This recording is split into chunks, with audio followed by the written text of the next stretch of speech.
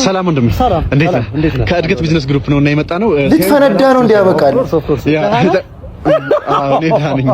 እሺ፣ ግን እስኪ ለዚህ ትውልድ እንዴት እዚህ ደረጃ ላይ እንደደረስክ ትንሽ መልክ ያስተላልፍ። ይገርምሃል፣ መጀመሪያ ላይ ጎዳና ነበርኩ። ጎዳና ላይ ብዙ ተርመጥምጫለሁ፣ መከራዬን በልቻለሁ ምናምን። አሁን ላይ ግን ቢሊየነር። ኦኬ እኮ አሁን ቢሊየነር ለመሆን ምን ስራዎችን እንደሰራህ እስኪ በትንሹ ንገረን። እሱን ነው ማወቅ የፈለግኩት። አሁን ከጎዳና ተነስቼ ነው አለኝ ቢሊየን እኮ። እንዴት ቢሊየነር እንዴት ሆንክ? እሱም መንሱር ጀማል በቃ እንዲህ ነው የሚያወራ ሁሌ። ሶስት የተጣለ እንቁላል አገኘው። የወፍ ነበሩ የዶሮ ነው ብዬ ሰጥኳቸው። አሁን ላይ ቢሊየነር በጣም እኮ መሀል ላይ ምን እንደተፈጠረ ንገረን እንዴ። እሱን እኛ የምንፈልገው እሱን ነው። ሁሉም ባለሀብት እንቁላል ሽጧል፣ ሊስትሮ ሰርቷል። ሰውዬ ዋናውን ነገር ንገሩን፣ ሚስጥሩን ንገሩን። በምንድን ነው ተማናችሁት? ከእንቁላሉ በኋላ ነው። ከእንቁላሉ በኋላ ምን ሽምብራ ዱቤ አዞ ቀልበው ሽምብራ ዱቤ ቆሎ ምናምን ሸጫለሁ። ቆሎ ዘግኜን ሸጫለሁ ምናምን። ከዛ በኋላ ቢሊየነር ገንዘብ አለባለህ እንዴ? ያ መኪናዬን ሚስጥሩን ንገረን። ጠንቋይ ተቀልባለህ ነገርኩህ እኮ። እንቁላሉ አለ አይደል እኮ።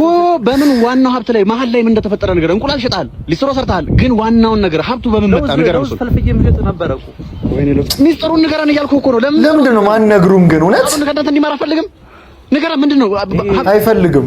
የትኛው ሊሮጥ ነው ውስጣቸው ባይዘው የምር ሪል ላይፍ ላይ ያሉት ራሱ እንዲህ ቢሮጡ ደስ ይላቸዋል። በቃ ሊስትሮ እንዲህ ከገጠርን እያስመጣውኝ ሀብት ከገጠር ቡና እያስመጣው ወደዚህ ሸጥኩኝ።